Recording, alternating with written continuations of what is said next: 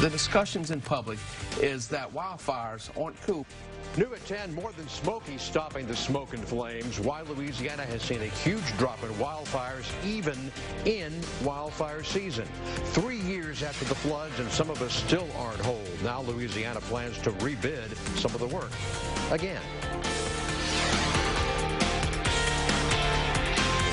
In the U.S. Work and welfare about to get a whole lot more complicated. We thank you for your time and for your trust. I'm Gordon Boyd. Drought or not, these levels of summer heat can turn grass and brush into a tinderbox before you know it. But Louisiana must be doing something to ease its risk. The Night Team's Isabel Albritton looks at why the number of wildfires has dropped in the last decade. Isabel? Isabel, thank you. New at 10, a Monroe woman accused of trying to kill a man during a fight. Deputies found the accuser and Misty Lee Fuller near the intersection of Highway 165 and Winsboro Road about 3:30 this afternoon. The man shot in one of his legs. He's being treated at a nearby hospital. Fuller is now charged with attempted second-degree murder. Also new at 10, a West Monroe woman in custody accused of abusing children at a daycare. An employee at Assembly Kids Daycare in West Monroe says that security camera footage shows a worker hitting a 3-year-old and a 4-year-old in the back with an open hand, grabbing and shaking them and then dragging them by the arm. Witnesses say that worker is Yolanda Jackson. A witness also claims to have seen Jackson dropping the kids and then throwing them to the floor. She's charged with 3 counts of cruelty to juveniles. A written statement from the Assembly says that management itself notified police and fired Jackson after reviewing the video. Of course, it's not the first time abuse allegations have surfaced over at Assembly Kids Care. In May, we reported on a daycare worker rough handling a 4-year-old girl after the worker claimed the child wouldn't listen. That teacher was fired, arrested, and charged with cruelty to a juvenile. Weeks away from the start of their season, the El Dorado Wildcats mourn a player lost to gun violence. 17-year-old Octavius Critton, a first-year player with the number 6 on his uniform, but number 1 in his team's heart. Found shot to death after police began investigating a scene that left 23-year-old Justin Mayweather wounded. Counselors and coaches will be on hand for any student who may need support this week. Man has been shot to death during services at a tiny church in northeast Mississippi. The police chief in Ripley says that a county constable and another church member were involved, and that 57-year-old Patrick Sanders of Dumas was killed. Investigators releasing no other details yet. The Mississippi Bureau of Investigation has taken over the case. 3 of the 4 juveniles still on the run 3 full days after breaking out of Swanson. Police say that 4 suspects overpowered a guard, stole her keys, jumped the fence. The guard suffering minor injuries but did not require medical attention. Authorities are looking for Chance Johnson of Faraday, Donnie McCoy of Plaquemine, and 17-year-old Daquelan Berry of Mansoura. The escapees were last seen wearing gray or khaki shorts, white T-shirts. Authorities already have caught 17-year-old Joseph Mitchell of Texas. If you have any information where these 3 might be, please contact Crime Stoppers of North Delta, 318-388-CASH. More than 3 years after our devastating floods here, Louisiana has ordered a do-over of the bidding for the company hired to oversee the rest of the cleanup. HGA, Hunt, Gio, and Associates won the multi-million-dollar contract back in March, but conflict of interest concerns canceled it. The Edwards administration has ordered a do-over of the bid review process so that HGA can be considered again. Administration Commissioner Jay Darden will allow HGA and 2 other losing bidders to submit new proposals.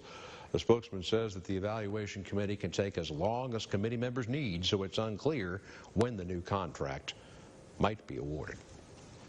Lots of you are getting the message. Ambulance crews aren't seeing a spike in treating folks for heat exhaustion or heat stroke, despite the feels-like temperatures. We've come close to August average high even before lunch, and the actual temperature today, well, it might top 100 degrees in parts of the ArkLaMiss tomorrow.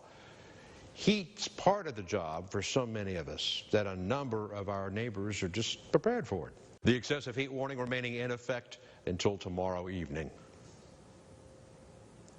We all know the drill. It's just a matter of following it. Yep. You follow the rules, use common sense. Thank you, Jared. The AG is not buying any of this. Any co-conspirators should not rest easy. The victims deserve justice, and they will get it. No defendant, no crime, and not quite. The Jeffrey Epstein investigation just got a lot more complicated. 5 days on the run, a jail administrator murdered, the low tech that captured a fugitive. Later, most of the Arklamists will be back in school next week. What's the quickest way to a teacher's heart? We're back in 2 minutes. Attorney General William Barr is not questioning whether multimillionaire and accused pedophile Jeffrey Epstein killed himself, but how he could have, under what should have been high security, taken off of suicide watch following a mental evaluation late last month, less than a week after he was found hurt in his cell with bruises on his neck. NBC News has learned that Epstein's cell was not checked every 30 minutes as required. The Prison Employees Union says that staff cuts have left the facility down more than 36 officers, and those left work mandatory overtime, including double, triple shifts. Secretaries, case managers sometimes fill in for corrections officers. How are these decisions made? And then it comes down to, is this negligence or is this something else?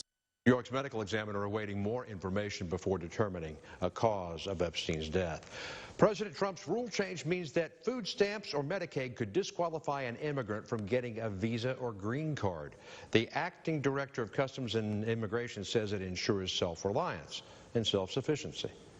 It will also help promote immigrants' success in the United States as they seek opportunity here. Trump keeps saying that he wants legal immigration, and yet this literally penalizes legal immigrants who have done everything right, waited in line.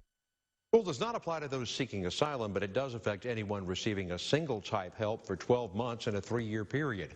But receiving more than one benefit shortens that period even further. The National Immigration Law Center calls the new rule a wealth test on immigrants, and the group plans to sue to stop it from taking effect. 5 days on the run with the prison administrator's blood on his hands. What or who finally got the best of Curtis Watson? An Iowa police sniper won't face charges for a deadly shooting, but a woman once considered a hostage will. She at one point reached out, kind of caressed his head. They smoked cigarettes together, as well. The police sniper shot and killed 28-year-old Troy Peterson 45 minutes into an ordeal, reportedly after he had pointed a rifle at the woman that police later learned was involved with her. In fact, Peterson and April Montel Roberts suspected in 2 murders. She now faces charges of his murder. It's a good day because Curtis Watson is in custody. A day after his capture, we're learning a lot more about Curtis Watson's close calls and his 5 days on the run. Watson accused of raping and killing a prison administrator to escape custody in West Tennessee. Almost captured Sunday after a couple spotted him on security cam raiding an outdoor refrigerator. He'd been doing 15 years for aggravated kidnapping before his escape following the assault. It was that he was captured before her funeral, because it gives us added relief that we can really bury our mother. Watson was captured about 10 miles from the prison. He is expected to be arraigned this week for first-degree murder and aggravated burglary, the DA considering the death penalty. A 2-year-old found dead in a car in Kansas. Lawrence police found the body after getting a call about a child left unattended. The National Weather Service says the temperatures reached 88 degrees in Lawrence yesterday. The family has been notified and police are investigating. Teenage boys died in Texas after 3 dogs attacked him. 16-year-old Nelson Cabrera had wandered into the backyard of a home where he didn't live. Police tried to put themselves between Cabrera and the dogs, but the dogs turned on the officers, and the officers opened fire. 1 dog was put down for his wounds. The other 2 are being kept in an animal shelter. Police said that the owner had secured the dogs in his yard, and the owner says he believes his dogs simply were trying to protect him. Math probably is the first lesson of back to school when you get the bill for the supplies. It's why one business is doing its clipping for free. New Year's begun for Monroe Public Schools, and teachers say that their #1 focus is keeping our children prepared. More than 8,400 children and teenagers enrolled in grades kindergarten through 12, and teachers believe that support is critical. Back to school, as some parents may be feeling a little bit clipped left and right for clothing and supplies. It's why a West Monroe barber shop gave kids free haircuts today. Barbers at G-Cuts say it's important for kids to feel confident in order to succeed in school. Next in sports, the story of one athlete receiving the honor of a lifetime. Plus, we're going to preview 2 more teams on our high school football preview train And about it's a good case for staying indoors if at all possible. If you can, please do. Thank you, sir. And that is NBC 10 News for Monday, August 12th. Bodie and Lexi going to have you up to the minute you're up from 5 to 7 tomorrow morning. An update to the case against the Natchitoches mother charged in the burning death of her own baby. What penalty Louisiana is pursuing? Good to have you with us this Wednesday afternoon. I'm Gordon Boyd. And I'm Michelle Lee Martin. Our top story at 5. A shooting puts 2 men in the hospital and another behind a jail cell. NBC 10's Anna McAllister is in Wynn Parish, where officials are investigating to determine exactly what happened. What have we learned, Anna? Another escapee from Swanson now back in custody. 19-year-old Chance Johnson of Faraday arrested last night after being on the run since Friday night. Police say that 4 suspects overpowered a guard, stole her keys, and jumped the fence. The guard suffering minor injuries but did not require medical attention. 17-year-old Declan Berry of Mansoura and Donnie McCoy of Plaquemine still on the loose. The escapees last seen wearing gray or khaki shorts and white T-shirts. If you have any information where these folks might be, call Crime Stoppers of North Delta, 318-388-CASH. The expansion of Arkansas Road is creating a traffic change West Monroe has never had before. NBC 10's Maya Hudgens is back from learning all about the do's and do nots of a roundabout. How about it, Maya? Today, the first day of school for Ouachita Parish, including Boley Elementary. Boley holding classes at a temporary site off of Glenwood Drive after the old Boley building burned down back in April. School leaders say they and parents will work out the kinks in the pickup and drop-off procedures over the next few days. Today, also the first day of school for Richland Parish, the Smackover Northland School District, and the Strong Huttig School District. Tomorrow, the first day of school for LaSalle and Lincoln parishes. We have all seen fog at one time or another, but what causes it? Lots of good questions. NBC 10 meteorologist Lexi Birmingham clears up the answer in this week's edition of Weather 101. Grass is getting a little bit brown out there. Yeah, it is getting a little crunchy, so some rain would be good. Absolutely. Thanks, Jared. You bet. Still ahead, improving your child's behavior could be as simple as putting down the gadgets and getting more rest. You think? We'll look at some suggestions for subtle changes from behavioral health specialists that could make all the difference. Back to school should be an exciting time for students and parents, but what if your children are nervous about it? Parents should always emphasize school being fun, and it will help them make them happier to go to school and not stress on the academics to the point that kids dislike school, because you're burning off all that nervous energy. I hope so. We hope. Just go outside and run. Up next, Jared's last look at your 7-day forecast. Live from your local news leader and the Spirit of Community Award winner, this is NBC 10 News at 6. Right now, lights and AC out. What has left parts of El Dorado without power on what is become one of the hotter days of the year. And hospitality took a back seat at a local hotel after a SWAT team was called in to help with a guest. And the Chenault Aviation and Military Museum working to preserve history. We have details on its upcoming Air Park project. We thank you for your time and for your trust. I'm Gordon Boyd. About 90 people could be without work for a while thanks to cutbacks in operations at Conifex Timber in El Dorado. NBC 10's Arkansas reporter Gabrielle Pfeiffer looks at why and what that could mean for El Dorado. Closing the El Dorado mill will reduce Conifex's lumber production in the south by about 21 million board feet for the rest of the year. State troopers say he was drunk and had been told to leave. Troopers say 49-year-old Paul Russell Duke walked up to a 2-vehicle crash on Louisiana 841, appearing heavily intoxicated. They told him to leave, and he did, but then he came back, they say, in a tractor. He cut through a pasture, pulled up to one of the disabled cars, Duke telling them that he was trying to remove it before it was towed. Naturally, he was arrested, taken to the Ouachita Correctional Center. His blood alcohol, 0.205, that's almost 3 times the legal limit. Charged with resisting arrest, interference with officers, and operating a vehicle while intoxicated.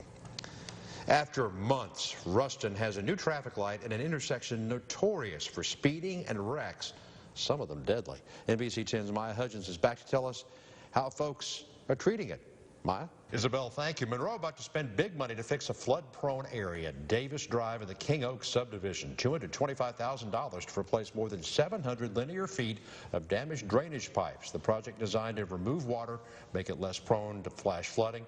Dunman Engineering's personnel say the water will flow from Davis Drive to Jason Drive, then across to Memorial Drive into an open drainage canal. CW&W contractors expect the project to be finished before Thanksgiving.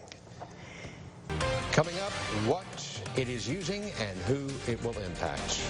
The Labor Department says that federal contractors can use religion in deciding who they want to hire or fire. Already, it's creating controversy. Opponents say the new rule amounts to federally sanctioned discrimination, but others say it's just the government protecting a company's religious liberty. NBC 10's D.C. correspondent Trevor Shirley breaks down the rule and who it could affect most. It's the inside temperature with air conditioning, maybe? With air conditioning? I'm just, you know. Are you guys done? Yes. Okay. Just making sure. Forecast is coming up next. All right, guys, it's not Saturday yet, but it's time to put your feet up, chill out, slow down, and find your happy place. Okay. Today is National Relaxation Day.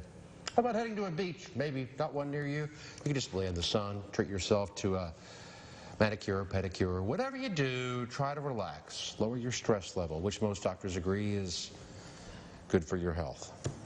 If only. Look, if anybody threatens me with a good time, it's going to be a nap. All right?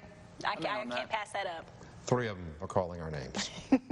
That's NBC 10 News at 6. We're going to see you right back here for 10 at 10 on 10 after Ellen's Game of Games and Law & Order SUV.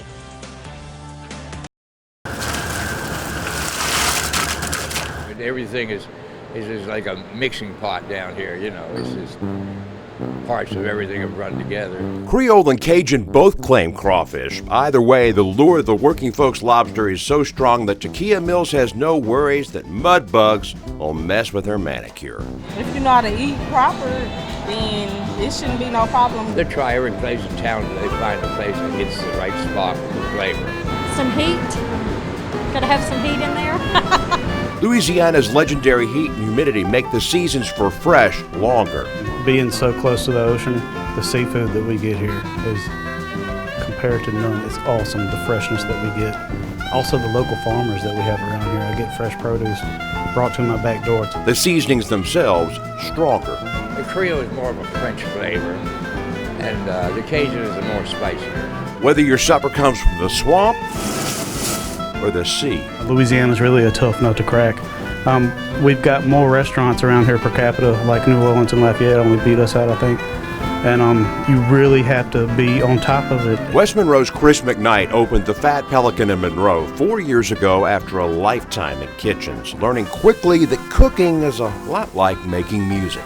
Or knowing how to taste flavors in your head and put it on the plate. Food jazz. Once you get everything to where it all makes sense, it flows in harmony. He and Riverside Coney Island's Tom Hardy agree. Consistency's key. Help changes everything else, but I have the right formula. The formula stays the same. The line is fine between consistent and predictable. McKnight's all about fusion. Take my fare. Scallops atop grouper and asparagus over a bed of zucchini hummus. I think they buy into it more once they taste it. Oh yeah, on point. Jessica McGee's learned 2 cardinal truths about Louisiana cooking. It's tougher than it looks. I'll probably have to teach myself, but I'll learn eventually. And you can teach only so much. Some people just don't have it. It really is something that's inside of you.